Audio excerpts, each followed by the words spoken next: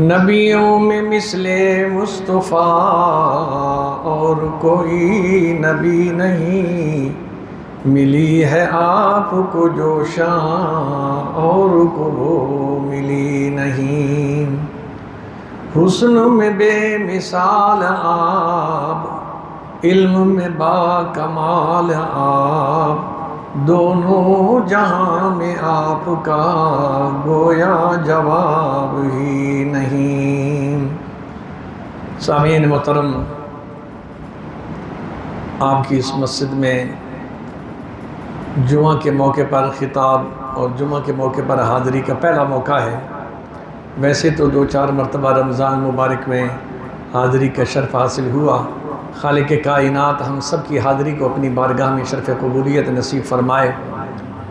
اور آج کی حاضری کا قاری صاحب نے خوشخبری سنائی کہ میں نے الحمدللہ فرض نماز کے اندر پورا قرآن مجید ختم کیا ہے، اور یہ اتنی بڑی سعادت ہے کیونکہ تراویح کے اندر تو قرآن مجید پڑھا جاتا ہے، لیکن بالترتیب فرض نماز میں مکمل قرآن مجید کرنا یہ کسی کا کام ہے۔ ہر حافظ، ہر قاری جو ہے وہ نماز کے اندر ترتیب سے قرآن مجید جو ہے وہ نہیں پڑھ سکتا ہے۔ تو اللہ تعالیٰ قاری صاحب کا پڑھنا، آپ حضرات کا سننا اپنی بارگاہ میں شرف قبولیت نصیب فرمائے۔ جو آیہ مبارکہ میں نے آپ کے سامنے تلاوت کی ہے، خالق کائنات نے میرے اور آپ کے آقا امام الانبیاء شافع روز جزا حضرت محمد مصطفیٰ صلی اللہ علیہ وسلم کی شان اور مقام اور مرتبہ بیان فرمایا ہے۔ قرآن مجید میں اللہ کریم نے ارشاد فرمایا، تِلْكَ الرُّسُلُ فَضَّلْنَا بَعْضَهُمْ عَلَى بَعْضٍ، ہم نے رسولوں میں سے بعض رسولوں کو بعض رسولوں پر فضیلت بخشی ہے۔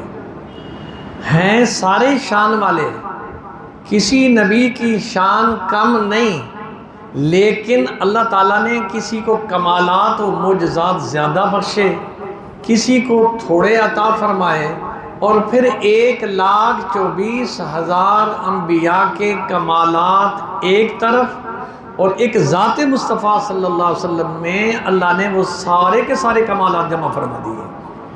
اس لیے شاعر کہتا ہے، فرمایا جدا جدا جو کمالات انبیاء میں تھے، جدا جدا جو کمالات انبیاء میں تھے، وہ مجتمع تھے تو ایک حبیب کبریا میں تھے۔ ہر نبی کی، جس طرح کہ موسیٰ علیہ نبی علیہ السلام کو اللہ تبارک و تعالیٰ نے ہر نبی کو اس کے زمانے کی ضرورت کے اعتبار سے معجزہ نصیب فرمایا۔ موسیٰ علیہ نبی علیہ السلام کے زمانے میں جادو کا بڑا عروج تھا۔ اب ایسا معجزہ ہونا چاہیے تھا جو جادو کو توڑ دے، تو رب العالمین نے حضرت موسیٰ علیہ نبی علیہ السلام جب ایک دفعہ تشریف لے جا رہے تھے اپنی ساری قوم کو لے کر ظالم بادشاہ سے بچ کر، تو راستے میں جنگل بیاباں آیا، لوگوں کو پیاس لگی، پانی کی ضرورت پیش آئی، تو سب نے عرض کی، حضور ہم تو مرتے ہیں پیاس سے، پانی کا بندوبست کریں۔ اب کہاں سے بندوبست کیا جائے؟ نہ وہ 1122 کا دور تھا، نہ فائر بریگیڈ کا دور تھا، اور نہ جنگل میں واٹر سپلائی کا کوئی بندوبست تھا۔ اب کیسے بندوبست کیا جائے؟ رب العالمین نے حضرت موسیٰ علیہ نبی علیہ السلام کو معجزہ لاٹھی کا نصیب فرمایا تھا، جہاں ضرورت پڑے نا یہ لاٹھی تمہیں کام دے گی۔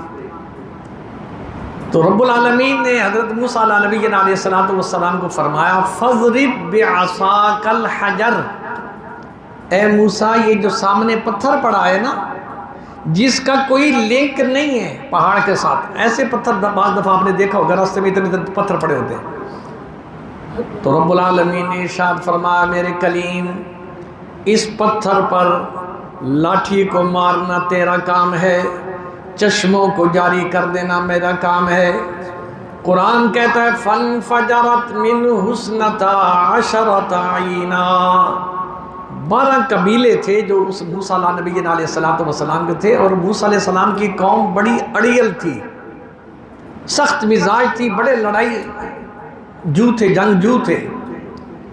تو اللہ نے ان کے اس مزاج کو سمجھتے ہوئے کہ یہ 12 ہیں، اگر ایک نل پہ پانی نکالا نا یہ لڑیں گے، تو 12 قبیلوں میں 12 چشموں کو اللہ پاک نے موسیٰ نبی علیہ السلام کے آسا مارنے سے 12 چشمے جاری کر دیے۔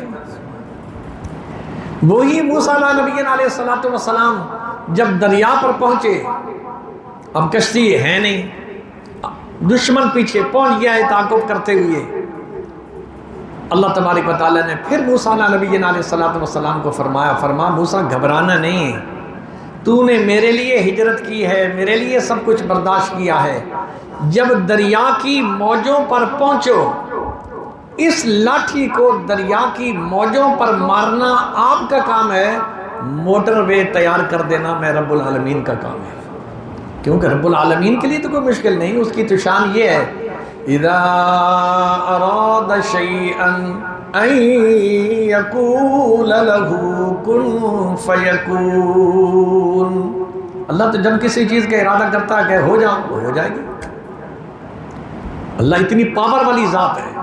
تو میں عرض یہ کر رہا تھا کہ موسیٰ نبی علیہ السلام کو اللہ نے معجزات دیے اس زمانے کے حساب سے کہ کوئی جادو کا دور تھا، تو ایسا دیا جو منٹوں سیکنڈوں کے اندر دنیا کو حیران کر دے۔ اسی طرح وقت تھوڑا ہے اور سارے انبیاء کو اللہ نے معجزہ نصیب فرمائے، لیکن میرے اور آپ کے آقا جناب محمد رسول اللہ صلی اللہ علیہ وسلم سراپا معجزہ ہیں، سر سے لے کر پاؤں تک حضور معجزہ ہی معجزہ ہے۔ حضور کی ولادت معجزہ، ایسی ولادت کسی کی نہیں ہوئی، حضور کے ذکر یہ معجزہ، ہر نبی کو دنیا نے پہچانا اس کی پیدائش کے بعد، اور یہ بھی نہیں پہچانا کہ یہ نبی ہوگا۔ نبی نے جب 40 سال گزرنے کے بعد اعلان نبوت کیا نا تو دنیا کو پتہ چلا یہ نبی ہے، لیکن خدا کی خدائی میں اور انبیاء کی لسٹ میں اگر کوئی نبی ایسا آیا کہ ابھی کائنات میں پہنچا نہیں، لاکھوں سال پڑے ہیں اس کے آنے میں، لیکن اس کا تعارف بھی موجود ہے اور دنیا اس کا انتظار بھی کر رہی ہے، وہ کون ہے؟ وہ میرے اور آپ کے آقا جناب محمد رسول اللہ صلی اللہ علیہ وسلم کی ذات اقدس ہے۔ سب سے پہلے تو آپ دیکھیں کہ رب العالمین نے خود اپنے محبوب کا تذکرہ اس وقت فرمایا انبیاء کی ارواح کو جمع کر کے، جب کائناتیں بھی نہیں بنی، نہ عرش بنا، نہ فرش بنا، نہ جناب والا یہ سارے چیزیں بنی، کچھ بھی نہیں، اور اللہ اپنے محبوب کا تذکرہ فرما رہا ہے۔ اس سے اندازہ فرمائیے کہ میرے اور آپ کے آقا جناب محمد رسول اللہ کا مقام اللہ کے نزدیک کیا ہے۔ کوئی بادشاہ تذکرہ نہیں کر رہا، خود خالق جو پیدا کرنے والا ہے وہ انبیاء سے یہ وعدہ لے رہا ہے، کیا؟ رب العالمین فرماتے ہیں وَإِذْ أَخَذَ اللَّهُ مِيثَاقَ النَّبِيِّينَ لَمَا آتَيْتُكُم مِّن كِتَابٍ وَحِكْمَةٍ ثُمَّ جَاءَكُمْ رَسُولٌ مُصَدِّقٌ لِّمَا مَعَكُمْ لَتُؤْمِنُنَّ بِهِ وَلَتَنصُرُنَّهُ، اے انبیاء کی ارواح، میں نے تمہارے لیے انتخاب کر لیا ہے نبی بننے کا،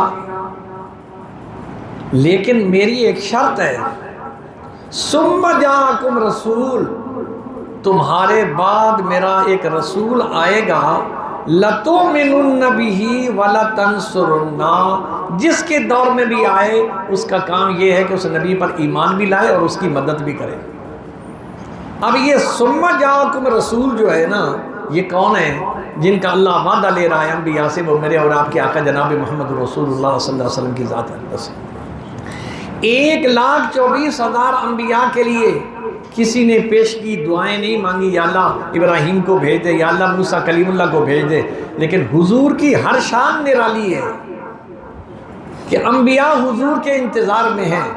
انبیاء حضور کے لیے دعائیں مانگ رہے ہیں.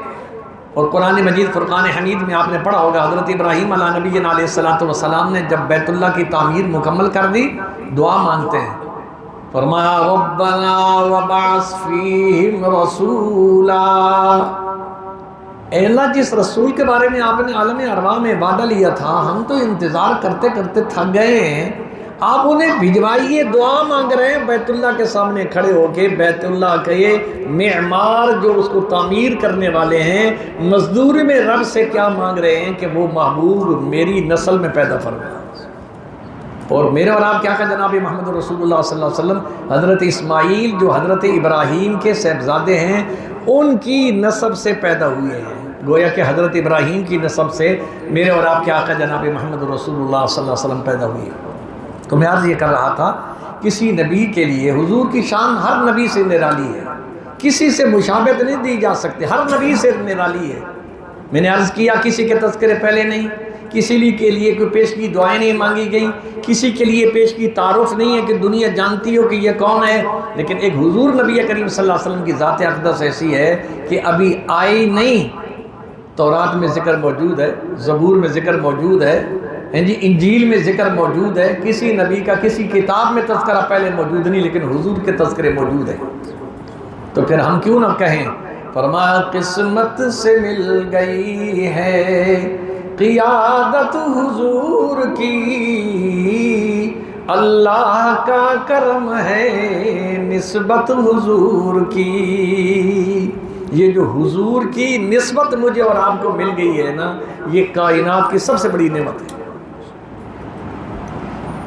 اور پھر فرما گن گائیں جن کے انبیاء مانگے رسول جن کی دعا، وہ دو جہاں کے مدعا صلی اللہ یہی تو ہیں.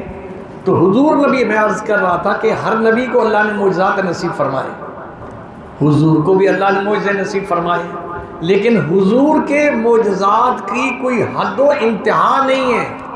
میں صرف آپ کے سامنے تھوڑے سے وقت میں حضور کے ہاتھوں کا معجزہ، ویسے تو حضور کی نگاہ بھی معجزہ ہے، حضور کی زبان بھی معجزہ ہے، حضور کا چلنا بھی معجزہ ہے، حضور کا سونا بھی معجزہ ہے، لیکن صرف ہاتھ کے چند ایک واقعات ہیں، ہزاروں، لیکن چند ایک واقعات میں آپ کے سامنے عرض کرتا ہوں کہ حضور کے ہاتھوں میں اللہ نے کیا کمال رکھی تھی. حضرت اسید بن عرباز رضی اللہ تعالی عنہ ہیں، فرماتے ہیں میں حضور کی خدمت میں پہلی مرتبہ گیا اور میں ابھی نوجوان سا تھا، کوئی پختہ نہیں تھا، مطلب یوں سمجھیے 20 سال کا ہوں گا. حضور نبی کریم صلی اللہ علیہ وسلم کی طبیعت مبارک ہوتی تھی، جب بھی کوئی چھوٹا آتا نا آپ اس کے رخسار پر اپنے رحمت بھرے ہاتھ پھیرتے تھے یا اس کے سر پر ہاتھ پھیرتے تھے. فرمایا حضور نبی کریم صلی اللہ علیہ وسلم نے میرے چہرے پر بھی ہاتھ پھیرا، میرے سر پر بھی ہاتھ پھیرا. اس وقت اس ہاتھ پھیرنے کی کمال مجھے محسوس نہیں ہوئی،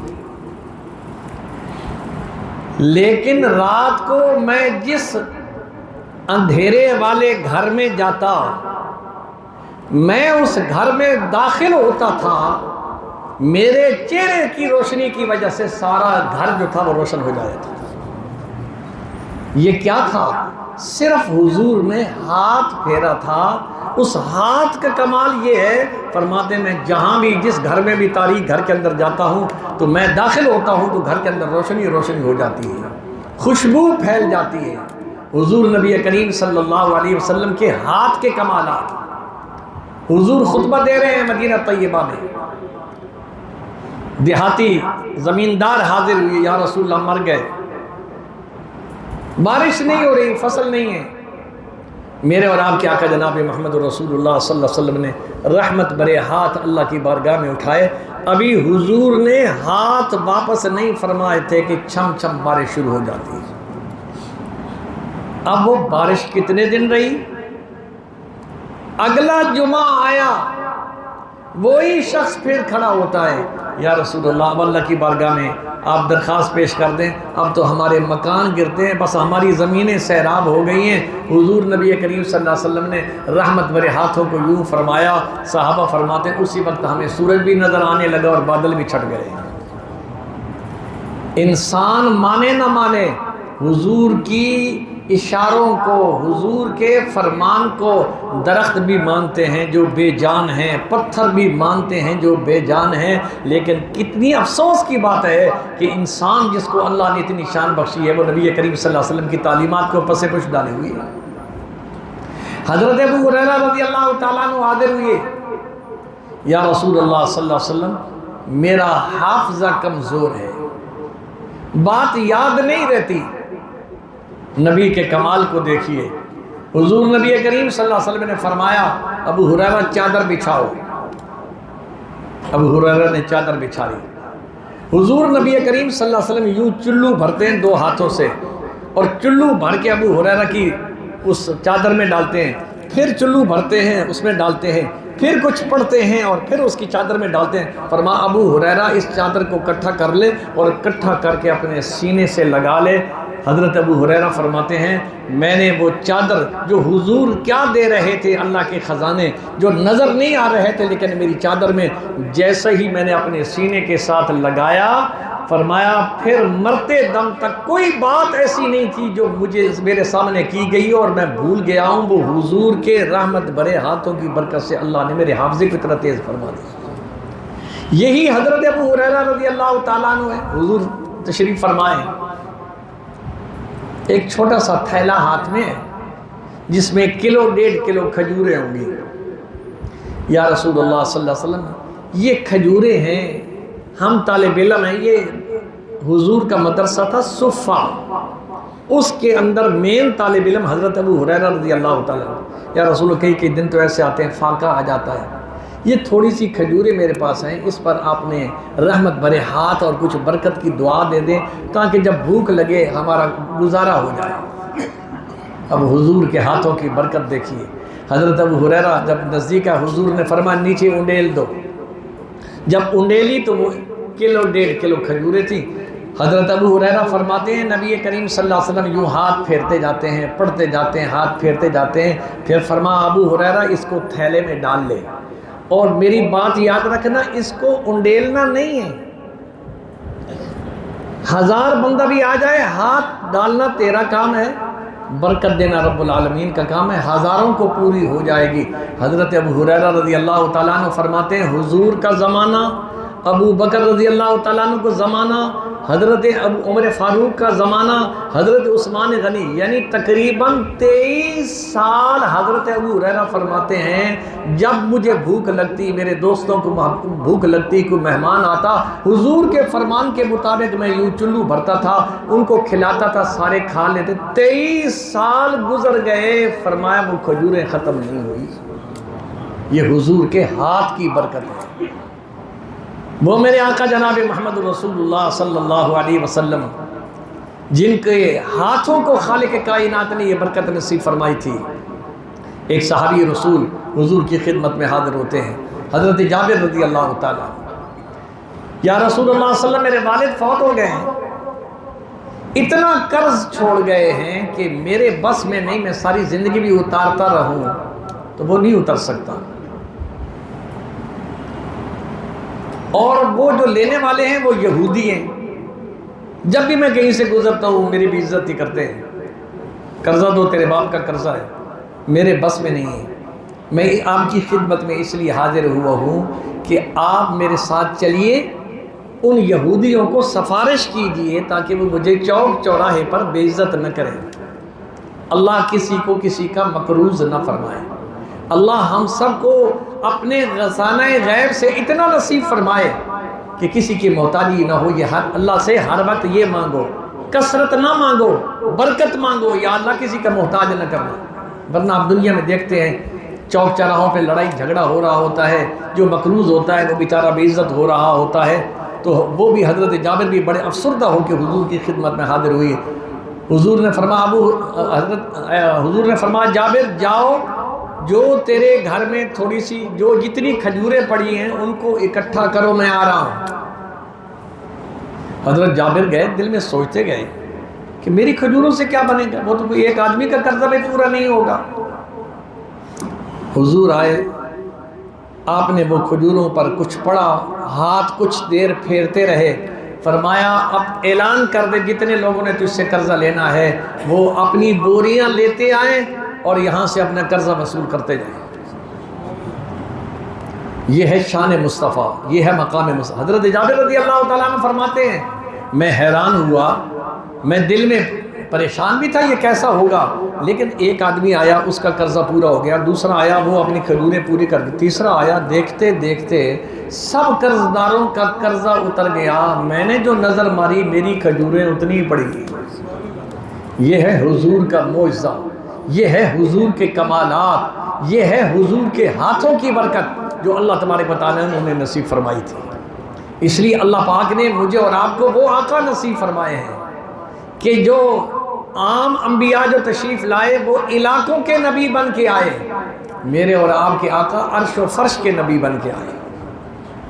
اور اس لیے تو خدا نے فرمایا تھا، اللہ تعالیٰ نے فرمایا خدا فرمایا محبوبہ زمانے سارے تیرے نے، حضور سب زمانوں کے لیے نبی بن کے آئے۔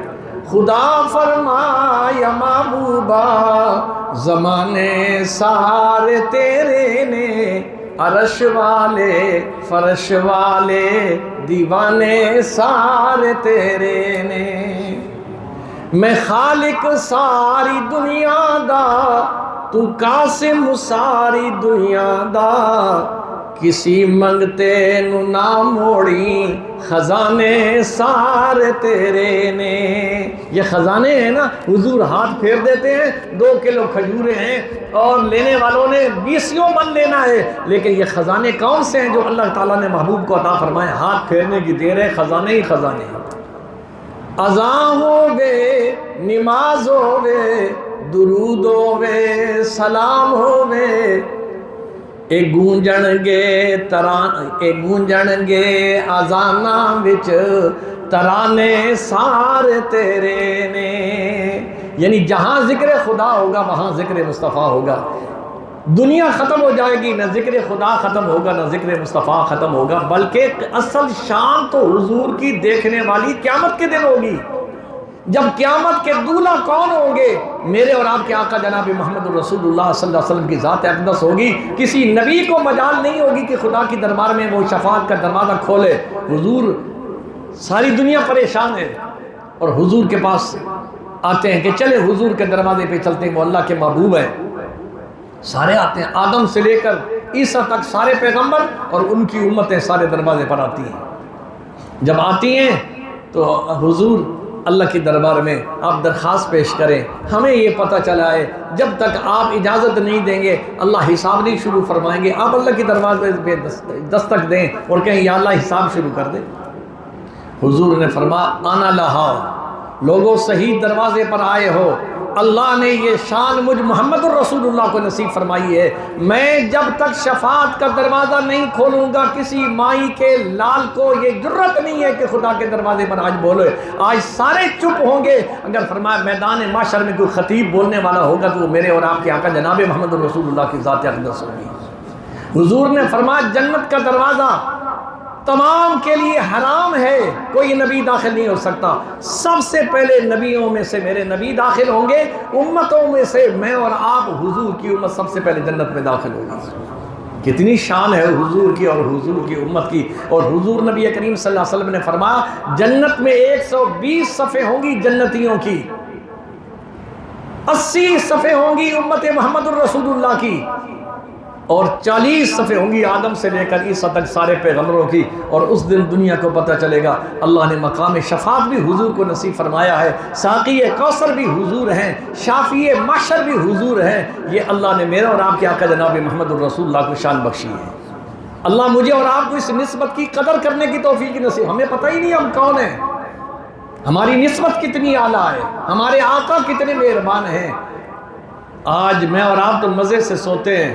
حضور نبی کریم صلی اللہ علیہ وسلم سیدہ عائشہ صدیقہ رضی اللہ تعالیٰ عنہ فرماتی ہیں کہ تمہیں کیا بتاؤں لوگوں کہ امت کے لیے حضور کو دل میں کتنا درد تھا. ہم خراٹے مار کے سو رہے ہوتے ہیں، حضور ساری ساری رات رو رو کے اللہ کے دروازے پر. اور حضرت عائشہ فرماتی ہے جب میں صبح مصلی اٹھانے کے لیے جاتی تھی نا، یوں محسوس ہوتا تھا کسی نے پانی کا گھڑا اس مصلی پر انڈیل دیا ہو، جو حضور کے آنسو امت کے لیے اللہ کے دروازے پہ بہتے تھے. اس لیے کسی اللہ والے نے فرمایا اللہ اللہ کیا جہنم اب بھی نہ سرد ہوگی، رو رو کے مصطفیٰ نے دریا بہا دیے ہیں. آج امتی کہتا ہے او جی داڑھی رکھنا سنت ہے نا، کوئی حرج نہیں. نماز پڑھی بھاگنے گیا سنت ہے نا جی، کوئی حرج نہیں. آج اس نبی کی سنت جس نبی نے فرمایا من احبنی کان معی فی الجنہ، جو میری اور میری سنتوں سے پیار کرے گا اس کو میں ہاتھ پکڑ کے جنت میں لے جاؤں گا. اور جو یہ کہے سنت کی کوئی چیز ہی نہیں ہے. آج لوگ باقی بڑے دعوے کرتے ہیں. ہم نے ربیع الاول کے اندر ایسے ایسے لوگوں کو دیکھا جنہوں نے عشق مصطفیٰ میں حضور کی نالین کو اپنے پگڑی کے ساتھ سجایا ہوا ہے، یہاں لگایا ہوا. کیا حضور کی نالین؟ بالکل ٹھیک ہے حضور کی نالین کا ادب، لیکن چہرے کو تو دیکھو، چہرہ تو سنت سے خالی ہے. جوتا نالین مبارک کو تو نے سجایا ہوا ہے. داڑھی جو 1,24,000 نبیوں کی سنت ہے وہ روزانہ نالیوں میں بہہ رہی ہے. کل نبی کریم صلی اللہ علیہ وسلم کو چہرہ کیا دکھائے گا؟ اگر حضور نے فرما دیا تو میرا نہیں ہے جھوٹا ہے، پھر کیا بنے گا؟ بات یہ تھی کہ آپ کی مسجد میں یہ اعزاز حاصل ہوا کہ قاری صاحب نے پورا قرآن فرض نمازوں میں آپ کو سنایا ہے. حضور کے جہاں اور کمالات ہیں، معجزات ہیں، سب سے بڑا معجزہ تمام نبیوں کو معجزات اللہ نے جو بخشے ہیں وہ جسمی بخشے ہیں، اور حضور کو اللہ نے جسمی کمالات بھی بخشے ہیں معجزات، اور علمی کمالات بھی بخشے ہیں. ان علمی کمالات میں سے سب سے بڑا معجزہ قرآن ہے، جس کے بارے میں اللہ کریم ارشاد فرماتا ہے فرمایا قل بفضل اللہ وبرحمتہ فبذلک فلیفرحوا هو خیر مما یجمعون. وہ گھرانہ بڑا خوش نصیب ہے، وہ والدین بڑے خوش نصیب ہیں جن کے بچوں کے سینوں میں اللہ نے قرآن ڈال دیا ہے. اور یہ بچے حافظ جو ہوتے ہیں نا، یہ میری اور آپ کی مرضی سے نہیں ہوتے. اللہ نے اس کا بھی جواب دیا ہے. فرمایا ثم اورثنا الکتاب الذین اصطفینا من عبادنا، میں نے قرآن کے لیے سینوں کا سلیکشن خود کی ہے خالق کائنات کے، کس سینے میں قرآن آئے گا. نبی کریم صلی اللہ علیہ وسلم نے فرمایا ایک زمانہ آئے گا فتنے اس قدر گریں گے آسمان سے جس طرح تسبیح کا دھاگا ٹوٹتا ہے اور یکے بعد دیگرے وہ جو ہیں من کے وہ دانے گرتے ہیں. تو حضور نے فرمایا یا رسول اللہ صلی اللہ علیہ وسلم مل مخرج یا رسول اللہ، یا رسول اللہ ان سے بچنے کا کیا طریقہ ہے؟ جو طریقہ حضور نے بتایا وہ ہم میں کرتے ہی نہیں. سنیے حضور نے کیا فرمایا فتنے سے بچنے کے لیے. فرمایا کتاب اللہ و سنتی، ان مصیبتوں سے بچنے کا ایک ہی راستہ ہے کہ اللہ کے قرآن کو نہ چھوڑو، میری سنت کو نہ چھوڑو. یہ دو چیزیں مضبوطی سے پکڑو گے اللہ تمہیں فتنوں سے محفوظ فرمائے گی. آج ہمارے گھروں میں ہم دیکھیں، کیا ہمارے گھروں میں روز قرآن کھلتا ہے؟ موبائل تو کھلتا ہے، سوتے ہوئے بھی کھلا ہے، اٹھنے کے بعد بھی اپنی جان کی فکر نہیں، ہائے میرا موبائل کے در چلا گیا ہے. جب سے یہ لعنت یہودیت کی سازش دیکھی ہے مسلمان کے ایمان کو کمزور کرنے کی، اس نے قرآن ہمارے ہاتھوں سے لے لیا، موبائل پکڑا دیا ہے. آج جوان ہے، بوڑھا ہے، 24 گھنٹے لگا ہوا ہے، پتہ نہیں اس میں کیا تلاش کر رہے ہیں، کیا اس میں خزانہ رکھا ہوا ہے. لیکن یہ پتہ نہیں کہ قیامت کے دن اس جسم نے گواہی دینی ہے. اليوم نختم على افواههم وتكلمنا ايديهم وتشهد ارجلهم بما كانوا يكسبون. قیامت کے دن زبان چپ ہو جائے گی، تالے لگ جائیں گے، ہاتھ بولیں گے. یا اللہ ان ہاتھوں سے تسبیح فاطمی تو نہیں پڑھتا تھا، سبحان اللہ سبحان اللہ سبحان اللہ الحمدللہ، یہ تو نہیں پڑھتا تھا، موبائل پہ لگا ہوا ہوتا تھا۔ اس وقت پھر انسان ہکا بکا ہوگا۔ آج وقت ہے میاں، کتاب اللہ کو نہ چھوڑو، قرآن کی تلاوت کرو، چاہے ایک پیج روزانہ پڑھو، لیکن قرآن سے رابطہ ہو، تاکہ کل قیامت کے دن یہ قرآن ہمارے حق میں سفارش کرنے والا ہو۔ اور حافظ قرآن کو اللہ پاک نے جو شان بخشی ہے، فرمایا قیامت کے دن ان فی الجنت نار یقال لہ الریان، فرمایا جنت میں ایک نہر ہے جس کا نام ریان ہے، علیہا مدینۃ من مرجان لہا 70,000 باب من ذہب وفضۃ لحامل القرآن۔ آج لوگ حافظ قرآن کو، مولوی صاحب کو اور جناب والا داڑھی والے کو بڑے گھٹیا نگاہوں سے دیکھتے ہیں، کوئی عرض نہیں، یہ دنیا کی زندگی 4 دن کی ہے۔ اللہ کے نزدیک جس کی قدر ہے وہ شان والا انسان ہے۔ اللہ فرماتے میں نے حافظ قرآن کے لیے اور بہت کچھ تیار کیا ہے، لیکن جنت کی ایک نہر کے اوپر میں ایک محل تیار کروں گا جس کے 70,000 دروازے ہوں گے۔ آج دنیا کا کوئی بادشاہ مجھے دکھا دو جس کا اس وقت دنیا کے اندر محل موجود ہو جس کے 70,000 دروازے ہوں۔ 1000 ہوں گے، 500 ہوں گے، اس سے زیادہ نہیں ہے۔ حافظ قرآن چاہے وہ موچی کا بیٹا ہے، چاہے وہ مزدور کا بیٹا ہے، چاہے وہ بادشاہ کا بیٹا ہے، خالق کائنات اسے یہ اعزاز بخشیں گے کہ جنت کے اندر 70,000 دروازوں والا۔ اور دروازے کون سے ہوں گے؟ یہ دنیا کے بنے ہوئے دروازے نہیں ہیں، من ذہب و فضۃ، ایک دروازہ چاندی کا ہوگا، ایک دروازہ سونے کا ہوگا۔ وقت تھوڑا ہے، ٹائم ختم ہو گیا ہے، فرمایا یہ اس کو پہلا تحفہ پیش کیا جائے گا جس کے لیے آج مولوی صاحب کو مکان کی ضرورت پڑے نا، انتظامیہ کو کہیں، آپ کی بات نہیں کر رہا میں، عام بیچارے دیہات میں جو مولوی صاحبان ہوتے ہیں تو وہاں کے چودھری جو کہتے ہیں وہ کہتے ہیں مولوی ایک کمرے نہ تیرا گزارا نہیں ہوتا، بھائی یہی ساڑھے کل ہے اور کچھ نہیں، کوئی پریشان ہونے کی ضرورت نہیں ہے۔ آج مولوی کے لیے تو ایک کمرہ، اللہ فرماتا ہے پریشان نہ ہو، دین کے لیے قربانی تم دے رہے ہو، قیامت کے دن 70,000 والا محل میں تمہیں پیش کروں گا۔ یہ شان، یہ عظمت اگر ہماری اولادوں کو اور اولادوں کی وجہ سے والدین کو خالق کائنات نصیب فرمائے قیامت کے دن، اس سے بڑی شان کیا ہوگی۔ اللہ کریم مجھے بھی حضور نبی کریم صلی اللہ علیہ وسلم کی نسبت کو بھی سمجھنے کی توفیق نصیب فرمائے، اور یہ جو فتنوں سے نکلنے کے لیے حضور نے 2 چیزیں بتائی ہیں، کتاب اللہ و سنتی، اللہ ان کو اپنانے کی بھی توفیق نصیب فرمائے۔ وآخر دعوانا الحمدللہ۔